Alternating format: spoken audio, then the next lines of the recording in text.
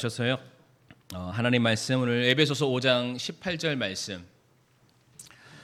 에베소서 5장 18절 한 절 말씀 되겠습니다. 같이 한 목소리로 받들어 읽도록 하겠습니다. 시작.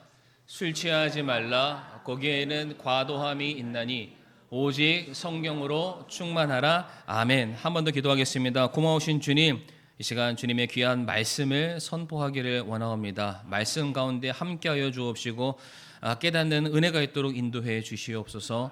예수님의 이름으로 기도를 드립니다. 아멘. 감사합니다. 자리에 앉으시겠습니다. 오늘은 에베소서 5장 18절 말씀을 통해서 성령으로 충만하라라는 제목으로 함께 말씀을 좀 나누고자 합니다. 오늘 말씀 우리에게 명령하십니다. 성령으로 충만하라. 우리가 소유해야 될 많은 것들이 있습니다. 우리가 이루어야 될 많은 계획과 목표들이 있겠지만 다른 무엇보다 오늘 하나님께서 말씀을 통해서 우리에게 명령하신 것은 무엇이냐면은 너희가 성령으로 충만해야 된다라고 말씀을 하고 계세요. 지금까지 우리는 성령으로 충만해야 된다라는 설교를 듣게 되었을 때에 이렇게 하면은 성령 충만해집니다. 이러한 것들을 하게 되면 성령으로 가득해집니다. 라는 유의 설교를 많이 해왔는데 오늘은 그와 좀 반대로 우리가 성령으로 충만하게 되었을 때에 성경이 말하는 바 성령 충만의 모습, 성령으로 충만한 상태의 특징들에 대해서 함께 우리가 좀 살펴보기를 원하는데 예를 들자면 이렇게 될 수 있죠. 그러니까 운동하는 게 좋은 건 다들 아시죠? 예, 운동하면은 좋은 거 다들 아십니다. 그래서 보통은 팔을 운동하기 위해서는, 다리를 운동하기 위해서는, 뱃살을 빼기 위해서는 이런 운동을 하셔야 됩니다. 라는 말로도 우리가 충분히 설명할 수 있지만 더 강력한 메시지가 뭐냐면은 비포 앤 애프터 사진을 딱 보여주는 겁니다. 예, 비포 사진은 이렇게 사람이 둥글둥글한데 애프터 사진 보면 굉장히 쉐입 딱 해가지고 날씬한 모습을 보게 되면은 내가 이렇게 될 수만 있으면 내가 해야 되겠다라는 구차한 설명이 들어가지 않더라도 당연히 내가 운동하는 자리로 가게 됩니다. 마찬가지로 성경이 말하는 바 성령 충만한 상태의 모습을 우리가 살펴봄으로써 우리가 그냥 그러한가 보다라는 생각에서 그치는 것이 아니라 실제로 우리가 그것을 경험하기를 바라는, 추구하기를 바라는 그러한 마음으로서 우리들의 생각의 틀이 좀 변화되는 그런 시간을 갖기를 원합니다. 우리 성도님들 성령 충만하기를 원하시나요? 이런 걸 가지고는 도저히 안 됩니다. 진짜 제가 항상 뭘 여쭤볼 때마다 딱 하면은 뭔가 빡 하고 나왔으면 좋겠는데 저도 되게 구태의연하게 두 번, 세 번 물어보는 것도 저도 조금 때때로는 질릴 때가 있습니다. 어쨌든 성도님들 저를 잘 아시기 때문에 뭐 하나 딱 여쭤보면은 딱 대답해 주시고 항상 질문하면은 뒤에 게 맞는 거 알고 계시죠? 뒤에 걸로 말씀하시면 됩니다. 자, 우리가 성령으로 충만하게 되었을 때에 우리들의 삶은 어떻게 변화가 될까? 성령으로 충만한 사람들의 모습 안에는 어떠한 모습들이 발견될까? 우리가 한 4가지 정도로 좀 살펴보기를 원하는데 하나 첫 번째 들어가기 전에 먼저 한번 성도님께 질문을 좀 드려보도록 할 텐데 내가 생각하는 성령 충만의 모습은 이러하다. 혹시 말씀하실 분 계시나요? 내가 생각했을 때 성령 충만은 이러해. 성령 충만한 사람은 이런 모습을 가져야 돼. 아마 저마다 가지고 계시는 생각들이 있을 거예요. 어떤 사람은 굉장히 기도를 열심히 하는 게 성령 충만한 모습이야. 어떤 사람들의 경우에는 성경의 지식이 해박한 사람이 이 사람이 성령 충만한 사람이야. 어떤 사람은 교회 안에서 누구보다 열심을 다해서 섬기는 그 모습을 바라보면서 이 사람 정말로 성령으로 충만한 사람 같아. 물론 우리 침례교에서는 그런 거를 우리가 추구하지는 않지만 다른 기성교단을 가게 되면은 방언이나 어떤 신유의 은사를 가지고 계신 그런 분들을 보면서 저 사람 정말로 성령으로 충만하다 라는 생각들을 갖게 됩니다. 과연 그렇다면은 우리가 기존에 생각해봤던 그 성령 충만의 모습이 과연 성경이 말하는 성령 충만의 모습과 일치할까? 그렇지 않겠죠. 오늘 4가지를 말씀드릴 텐데 첫 번째로 성령 충만한 사람에게서 나타내는 첫 번째 특징이 무엇이냐면은 하나님에 대한 갈망이 커진다라는 겁니다. 뭐가 커진다고요? 하나님에 대한 갈망이 커진다. 우리 성도님들 하나님을 사랑하십니까? 하나님을 알고자 하는 그런 마음의 갈망이 정말로 넘쳐나고 계십니까? 우리가 누군가를 사랑하기 시작한다면 만나보고 싶을 거예요. 연락하고 싶고, 생각나는 것만으로는 만족이 안 되니까 이제 데이트도 하고 싶고, 데이트하는 것으로서 만족이 안 되니까 어떻게 되나요? 이렇게 결혼을 하는 겁니다. 이제 더 이상 내가 떨어져서 살고 싶지 않다. 내가 이 사람을 생각하는 것으로서 끝나는 것이 아니라 함께함으로 말미암아 이 사람과의 관계 속에서 누리는 그 사랑이 끊이지 않고 풍성했으면 좋겠다라는 그런 마음을 갖기 마련이죠. 마찬가지로 성령으로 충만한 사람은 그 성령 하나님이죠. 하나님에 대해서 더 갈구하게 되고요. 그분을 더 알아가길 원하고 그분과 함께 동행하는 삶을 살기를 추구할 수밖에 없습니다. 시편 42편 1절 말씀을 같이 한번 읽어보겠습니다. 시편 42편 1절 말씀 읽어볼까요? 시작. 오 하나님이여 사슴이 물 시내를 찾기에 갈급함같이 내 혼이 주를 찾기에 갈급하나이다. 아멘. 한 시편 기자가 말하기를 마치 자기의 모습이 그 물을 찾기에 막 헤매고 있는 듯한 그 사슴의 모습으로 비유를 하고 있습니다. 그러니까 엄청나게 지금 하나님을 만나는 그 일에 있어서 내가 갈급함을 느낀다, 갈증을 느낀다. 그런데 이 시편을 누가 썼는지를 안다면 이 의미가 조금 더 풍성해질 텐데, 이 시편은 성도님들 고라 자손이 썼습니다. 누구신지 잘 모르죠? 고라 자손은 누구냐면은 구약 시대 때 성전에서 하나님을 찬양하는, 우리 교로 따지면은 찬양대 같은 역할을 감당했던 사람들이죠. 그러니까 항상 우리가 하나님을 예배한다라고 했을 때 그 시작의 포문을 여는 것이 찬양입니다. 하나님의 영광, 하나님의 존귀하심, 그분의 성품, 우리 가운데 베푸시는 하나님의 놀라운 신 은혜를 제일 먼저 찬양을 통해서 예배의 장을 여는 그 역할을 감당했던 사람들이 고라 자손인데, 성도님들, 제가 말씀을 전할 때 말씀도 은혜가 되지만, 은혜가 되시죠? 은혜가 되지만 이 말씀이 더 은혜가 되려면 항상 그 앞에 뭐가 있어야 되냐면 찬양이 있어야 됩니다. 이건 어떤 유흥을 더 복돋기 위한 그런 게 아니라 정말로 우리가 듣는 입장에서만 선 것이 아니라 내가 하나님의 예배하는 입장에서 내 입술을 열어서 내 마음을 다해서 내가 믿는 하나님의 이와 같으신 분입니다 찬양하는 시간이 너무 중요한 거예요. 생각해 보세요. 고라 자손이 그 일을 했습니다. 물론 직책과 어떤 책임 때문에 제사 때마다 예배 때마다 찬양했을지는 모르겠지만 찬양함으로 말미암아 그들이 누리는 놀라운 은혜가 있습니다. 우리 찬양대원들 인정하시죠? 네, 찬양대원 아니신 분이 대답하셨는데 찬양대원 하시길 바랍니다. 저의 경우도 마찬가지예요. 제가 말씀을 전하죠. 이제 말씀을 전하지만은 사실 저는 말씀을 전할 때보다 말씀을 묵상할 때가 훨씬 더 좋습니다.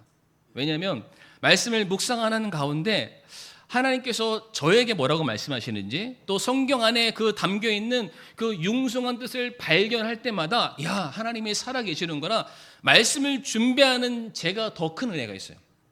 찬양대도 마찬가지일 거예요. 그러니까 오늘 본문에서 고라 자손도 마찬가지입니다.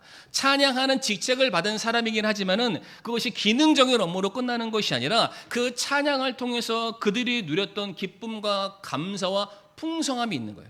마치 천사들이 하나님의 임재 가운데 그들의 날개를 활짝 펴면서 거룩하다 거룩하다 거룩하다 만군의 주 우리 하나님이시여 찬양함으로써 하나님의 오심을 만방에 선포했던 것처럼 이 찬양하는 일이 너무나도 귀한데, 고라 자손이 그 일을 했었어요.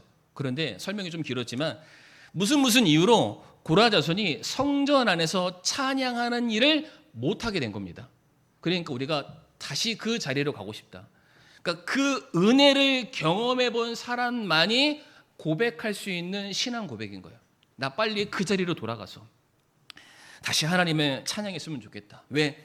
내 안에는 이 세상 모든 것들로 다 채워도 채워지지 아니하는 오직 하나님으로 말미암아 채워지는 그 공간이 있는데, 내가 그것을 채우려면은 내가 하나님의 이름을 불러야 되고 하나님의 말씀이 내 안에 들어와야 되고, 그 말씀과 내가 서로 교통할 때에 받는 은혜가 있는 거예요. 그러니까 이 고라조선이 하나님께 고백하기를, 오 하나님이여, 사슴이 물 시내를 찾기에 갈급함 같이 내 혼이, 내 영혼이 주님을 지금 찾고 있습니다. 제게 말씀해 주세요. 제가 듣겠습니다. 제가 하나님을 인정하겠습니다. 하나님의 내 구조로 받아들이겠습니다. 이와 같은 고백을 남기게 됐는데, 바로 이와 같은 사람들 향해서 예수님께서 뭐라고 말씀하시냐면, 요한복음 7장 37절에서 39절까지의 말씀 제가 읽겠습니다. 마지막 날, 곧 명절의 그 큰 날에, 이건 초막절, 장막절을 의미합니다. 예수님께서 서서 외쳐 이르시되 누구든지 목마르거든 내게 와서 마시라. 성도님들, 제가 방금 전에 이 큰 명절이 초막절이라고 말씀드렸는데, 초막절은 오늘날 우리로 따지면은 추석과 비슷합니다. 추석 어떤 날인가요? 한가위 오늘만 같아라. 모든 것이 풍성한 때이죠. 그런데 이 풍성한 때에 예수님께서 역설을 선포하세요. 누구든지 목마르거든 내게로 와서 마시라. 무슨 말일까요? 너희들이 농사 잘해서 많이 거두어들였지, 장사해서 많이 돈 벌었지, 그래서 이 세상의 모든 것들을 다 거두어들이면서 모든 것들이 안정됐다라고 너희가 생각하겠지만, 그것으로는 너희들이 진정한 만족을 누릴 수 없어. 너희가 예를 들어서 나를 만나야 된다.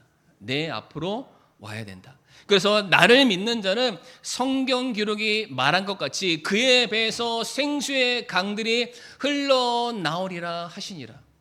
성도님들, 그 우물가에 있었던 그 사마리아 여인을 기억하시나요? 맨날 물을 뜨고 오고. 하지만은 그 여인이 예수님께 뭘 말합니까? 예수님, 다시는 마르지 않는 생명수가 내게 있었으면 좋겠습니다. 그렇게 숱한 남편을 바꿔가면서 내 삶의 조건과 환경들을 바꿔갔지만 여전히 안정을 누릴 수 없는 자신의 삶을 바라보면서 제가 무엇을 해야 제 마음에 진정한 평안이 있을까요? 그때 예수님께서 나를 먹어라, 나를 마셔라. 신령과 진정으로 마음과 뜻과 정성을 다해서 하나님을 찬양하고 하나님께 나왔을 때에 너희의 진정한 목마름이 해결될 것이다 라고 말씀하지 않습니까? 그러니까 39절 말씀에도 그러나 이것은 그분께서 자기를 믿는 자들이 받을 성령을 가리켜 말씀하신 것이다. 그러니까 성령 충만한 사람은 무엇을 추구하게 되냐면 세상의 것으로 만족하는 삶이 아니라 세상 것 다 모든 것들이 풍족한다 할지라도 예수 그리스도 하나님의 말씀, 하나님의 은혜가 아니고서는 나는 살아갈 수 없는 자입니다. 하나님을 더 알기를 갈망하는 자가 된다라는 것이죠. 그러니까 성도님도 한번 여쭤보겠습니다. 우리가 살면서 모든 게 다 있지만 우리 예전의 삶에 비하면 우리 성도님도 굉장히 좀 좋은 시대를 살고 계시잖아요. 모든 게 다 있습니다. 그런데 풍족함을 느끼시나요? 다 있어도 조금 더 충분히 있지만 남과 비교하면은 아직도 모자르고 아직도 목마른 삶을 살아가죠. 그러니까 대부분의 많은 사람들은 자신의 마음속에 있는 그 헛헛함, 결핍과 갈증을 뭐로 채우냐면은 사람들을 만나는 것으로 채우는 사람들이 있습니다. 어떤 사람들은 여기 있네요. 이런 미디어를 통해서 그냥 할 일 없이 시간을 보내면서 그냥 시간을 때우시는 그런 분들도 계시고, 어떠한 분들은 그 시간과 그 헛헛함을 때우기 위해서 취미 활동하시는 그런 분들도 계십니다. 근데 만약에 그런 것들로 다 채워진다면 좋겠죠. 그럼에도 불구하고 채워지지 않는 우리 영혼의 빈자리가 있다라는 것입니다. 그 자리는 뭐로밖에 안 채워지나요? 예수 그리스도. 이따가 설명하지만 예수님이 곧 성령님이신데 오직 주님으로 말미암아 채워지는 자리가 있는 거예요. 그러니까 오늘날 우리가 이 시간에 이렇게 예배 드리는 것도 동일합니다. 그렇잖아요. 이 예배를 통해서만이 우리에게 채워지는 은혜가 있는 거예요. 말씀을 통해서만이 우리가 누리는 충만함이 있다라는 것이죠. 내가 세상 사람 다 만나도 우리 교회 성도들을 통해서만 누릴 수 있는 진정한 교제가 있다라는 것입니다. 그게 있으니까 우리가 온 거잖아요.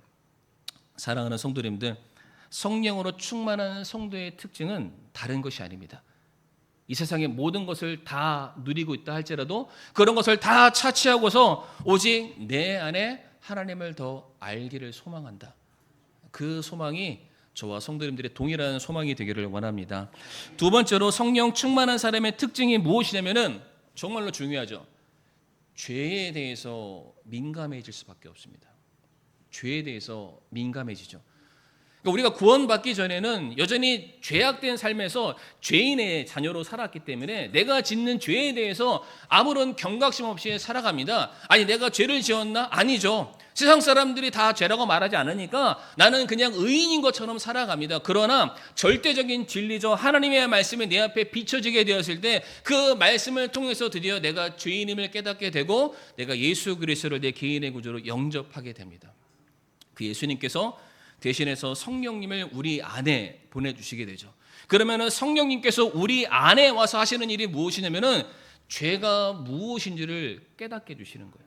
우리가 거룩한 주의 백성으로서 살아가야 되는데 그와 합당하지 못한 모습으로 여전히 옛 습관으로 돌아가려는 그런 모습이 있다면 잘못되었음을 계속해서 지적하시고 꼬집어 주시고 돌이키게 하는 역사를 하신다라는 거예요. 누가요? 성령으로 충만한 사람이에요. 요한복음 16장 7절과 8절 말씀에 예수님께서 말씀하세요.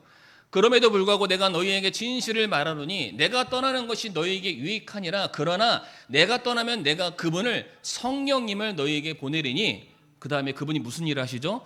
그분께서 오셔서 죄에 대해서, 의에 대해서, 심판에 대해서 세상을, 모든 사람들을 꾸짖는다, 책망한다, 가르치신다라고 말씀하고 계세요.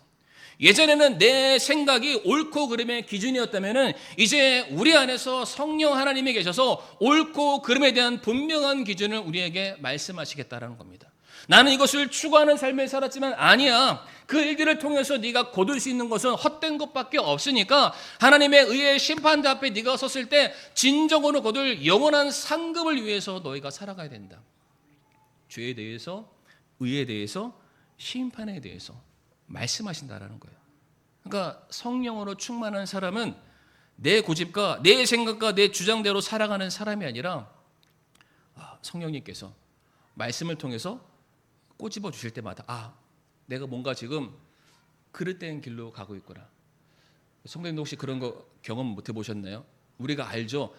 죄라는 거를 알면서도 하는 일이 있습니다.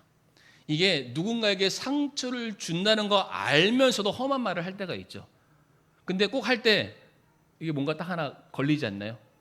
그 브레이크 딱 걸린 것처럼 뭔가 덜컹하지 않으시나요? 저는 그래요. 그런데도 그것을 스스로 어기고 그걸 넘어서서 죄를 지을 때가 있죠. 근데 너무 불편한 거예요. 이 불편한 마음으로는 못 살겠다라는 거죠. 다시 말해서 성령 충만한 사람은 죄를 안 짓는 게 아니라 죄를 짓죠. 그러나 그 죄된 상태에 머물 수는 없다라는 겁니다. 시편 51편 9절과 10절 말씀에 이 말씀의 배경이 중요한데 시편 51편은 다윗이 밧세바를 범하고 그 다음에 나단 대언자가 와서 다윗을 꾸짖었을 때에 다윗이 썼던 그 시편인데 주의 얼굴을 내 죄들에서 가리시고 내 모든 불법을 지워주소서. 오 하나님이여 내 안에 깨끗한 마음을 창조하시고 내 속에 올바른 영을 새롭게 하소서라고 되어 있어요. 성도님들, 다윗이 밧세바를 범하고 난 그 이후에 자기가 가져온 왕의 권력으로 계속해서 그 죄를 덮으려 했습니다. 없는 일처럼 하려 했어요. 근데 그때 하나님께서 다윗의 죄를 그냥 두시지 아니하시고 나단 대언자를 보내시고 말씀을 해 주심으로 말미암아 그의 죄가 세상에 폭로됩니다. 그러니까 뭐 한 거예요? 마치 하나님께서 성령님을 통해서 우리를 꾸짖는 것처럼 나단 대언자를 통해서 다윗의 죄가 드러나게 된 거예요. 근데 그 드러난 게 다만 정죄하는 걸로 끝나는 것이 아니라 회개의 자리로 인도하시는 거예요. 네가 원래 나와 하나 되었다. 우리 함께 원래 교제 나누는 그런 사이 아니었냐? 우리가 죄라는 장벽 우리를 가리지 않고 주 안에서 호용호제하지 않았냐? 그런데 왜 그 죄라는 얄팍한 너희 자존심 하나 때문에 내게 돌아오기를 이렇게 멀리하고 있냐? 돌아와라. 돌아와라. 성령님의 사역이 그와 같다라는 것이죠. 이 시편 51편과 형제 말씀이 있습니다. 시편 32편 3절에서 5절 말씀인데 하나님께서 다윗을 너무 사랑하시는 거예요. 그러니까 죄를 지었습니다. 그런데 나단 대언자가 올 때까지 다윗이 그냥 뻔뻔하게 산 게 아니에요. 이 시편 말씀에서는 다윗이 나단 대언자가 오기 전에 그의 심리적인 상태를 표현해 줍니다. 뭐라고 되어 있습니까? 내가 잠잠할 때, 내가 죄를 지었는데, 내가 성적으로 범죄했고 우리아도 죽이는 일에 다 관여를 했었고 아무한테도 얘기 안 했죠. 내가 잠잠할 때 하루 종일 신음하였으므로 내 뼈가 쇠하였나니. 왜 쇠하였을까요? 4절 말씀에 밤낮으로 주의 손이 나를 무겁게 누름으로 내 진액이 여름 가뭄으로 변하였다. 그러니까 계속해서 하나님께서 말씀을 통해서 성령님께서 계속 찌르시는 거예요. 이렇게 살아서는 안 된다. 이런 모양으로 절대로 살아가서는 안 된다. 죄를 토설하고 죄를 자백하고 다시 나에게 돌아와야 되지 않겠니? 그러니까 성령님의 찌르심의 사역은요, 철저하게 우리와의 관계 회복이고요, 저와 성도님들을 사랑하시기 때문에 찌르신다라는 거죠. 히브리서 12장 6절 말씀 한번 보실까요? 주께서 사랑하는 자를 친히 징계하시고. 성도님들, 진짜 미워하면 아무 말도 안 하죠. 그렇죠? 내가 어떤 사람 안 보기로 작정했으면은 쳐다도 안 봅니다. 그 사람 있는데 가지도 않죠. 그러나 여전히 그 사람에 대한 애착과 애정과 뭔가 있으면은 한마디라도 하고 서운한 말 하기도 하고 찾아가서 그 관계로도 풀어보려고 하잖아요. 마찬가지입니다. 주께서 사랑하는 자를 징계하신대요. 찌르신대요. 왜요? 우리가 돌아오기를 바라시기 때문이죠. 그렇기 때문에 다시 말씀드리지만 성령으로 충만한 삶은 어떠한 것이냐면은 죄를 안 짓는 상태는 아닙니다.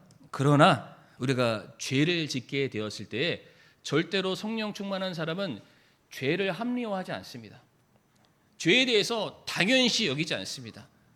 죄를 인정하게 되고요, 죄를 회개하게 되고 어떻게 해서든 그 과거의 모습에서 탈피해서 이제 하나님께로 돌아가려는 회개죠. 돌아서는 삶의 모습이 그의 모습 속에서 날마다 발견이 된다는 것입니다.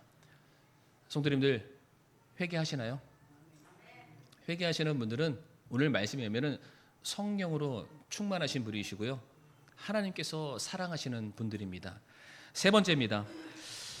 이거는 개인적으로 제가 중요한 주제라고 생각하는데, 성령으로 충만한 사람에게서 나타나는 특징이 무엇이냐면은 성품이 변화됩니다.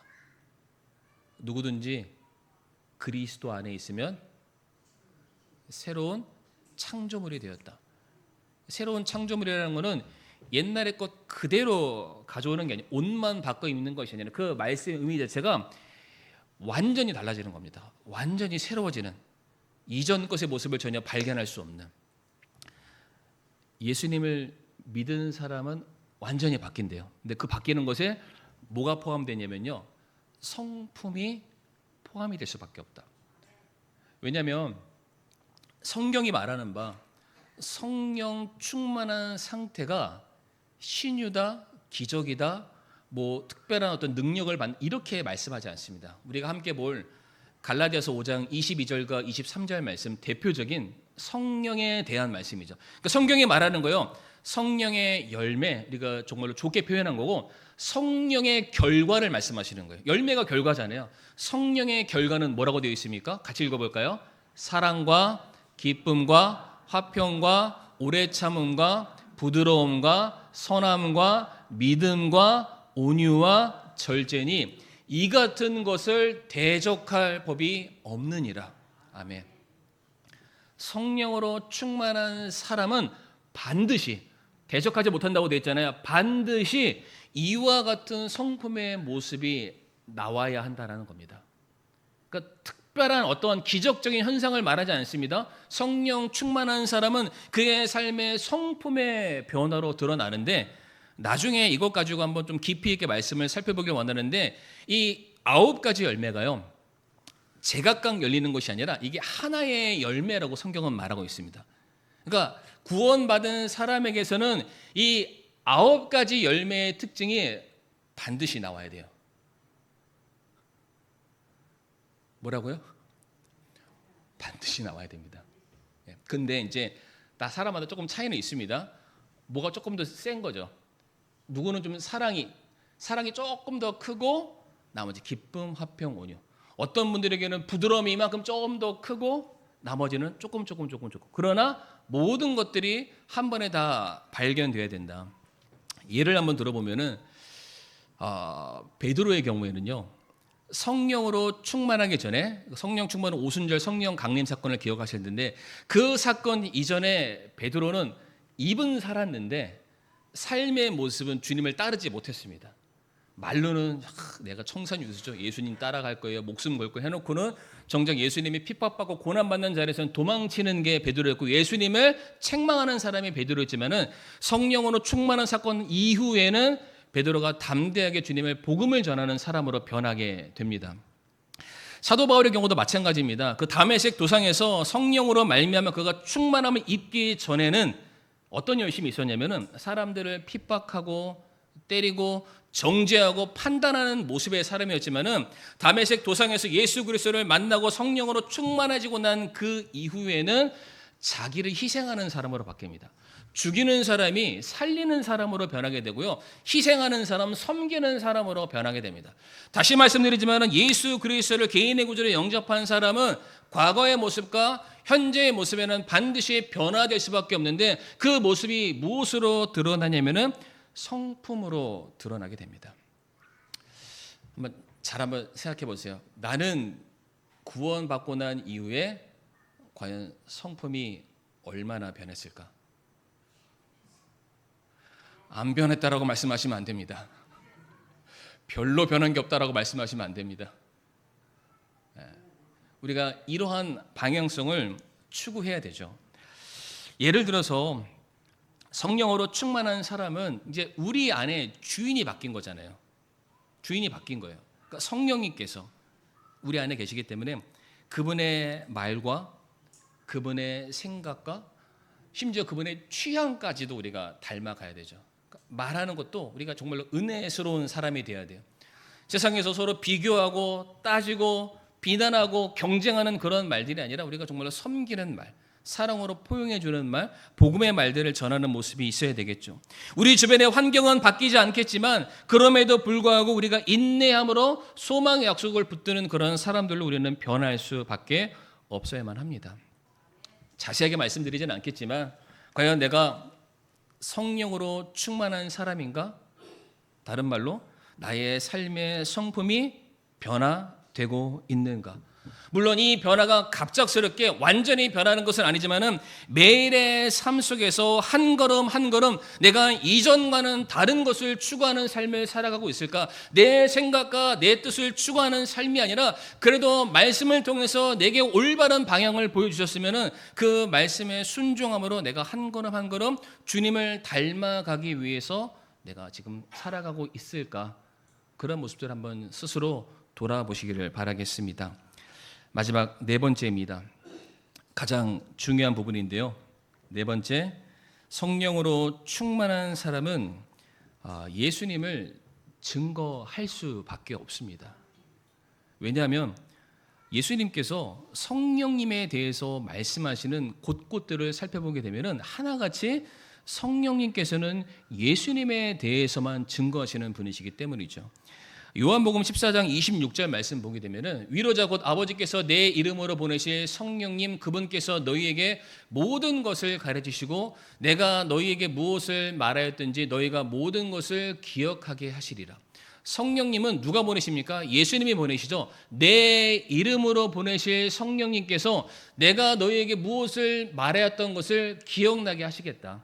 성령님의 사역의 주체는 예수님이라고 성경이 말하고 있습니다. 뿐만 아니라 요한복음 15장 26절 말씀 보게 되면 그러나 내 아버지로부터 너희에게 보낼 위로자 곧 아버지로부터 나오는 진리의 영께서 오실 때에 그분께서 나에 대해서 증언할 것이다. 그러니까 성령으로 충만한 사람은 내가 깨달은 바, 내가 경험한 바를 사람들에게 자랑하는 것이 아니라 내 안에 계시는 예수 그리스도 참된 주인 되시는 분에 대해서 말할 수밖에 없다라고 성경은 말하죠.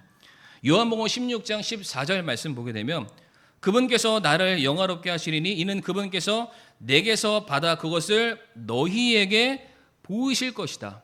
그러니까 성령님의 사역이 뭐냐면 철저하게 예수님에게 지금 걸려 있습니다.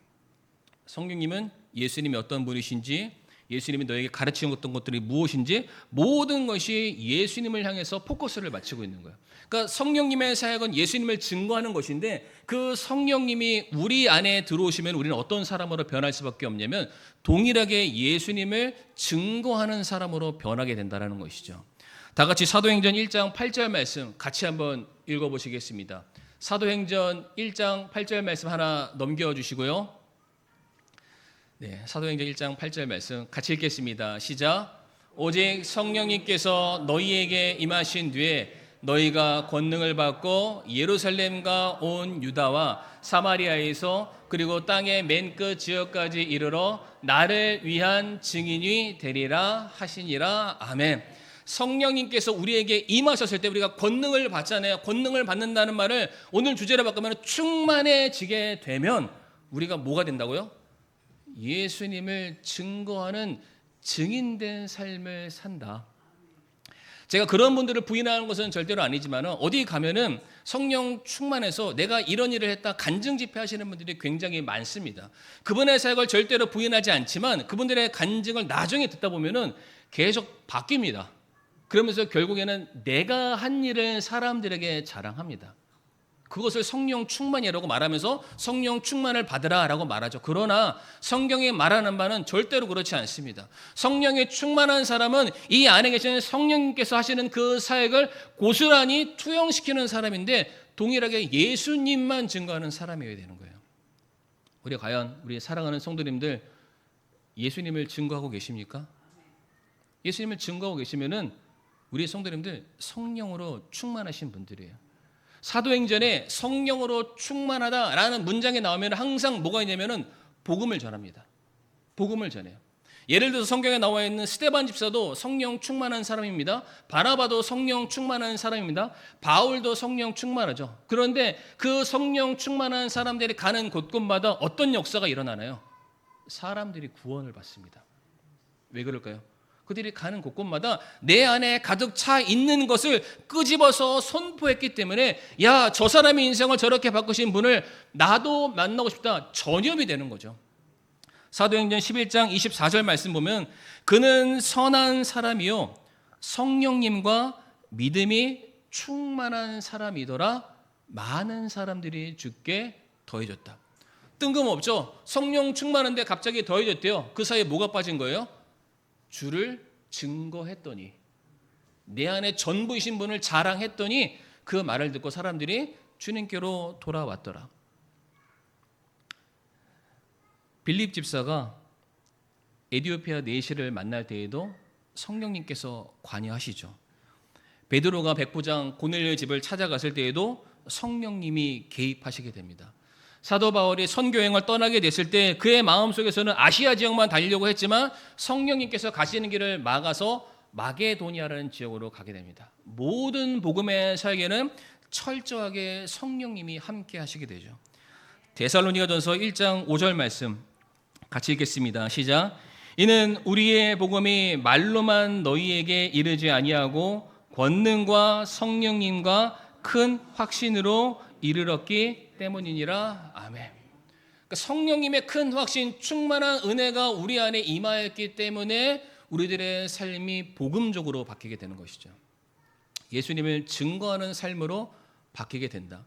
그러니까 너무 당연한 거예요. 내가 누군가를 사랑하게 되면 그 사랑하는 사람을 누군가에게 소개해 줄 수밖에 없습니다. 그렇잖아요.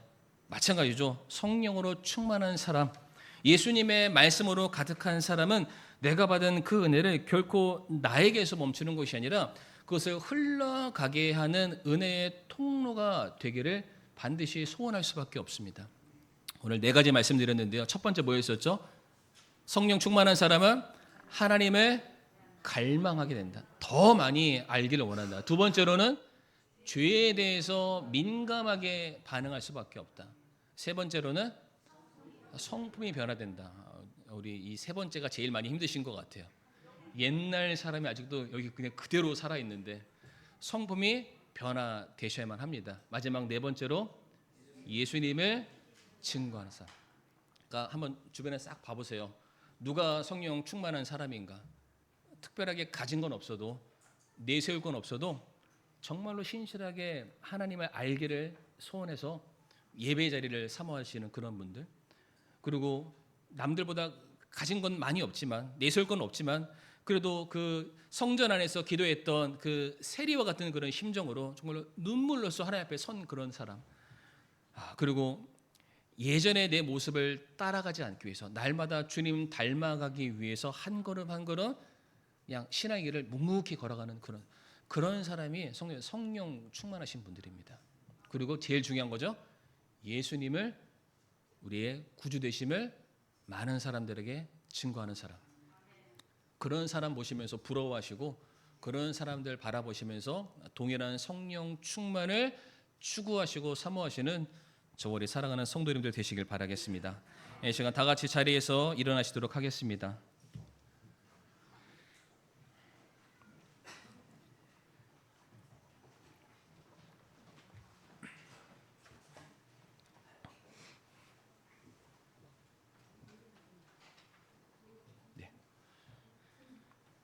우리 모두 다 같이 찬송가 449장 찬양하시겠습니다.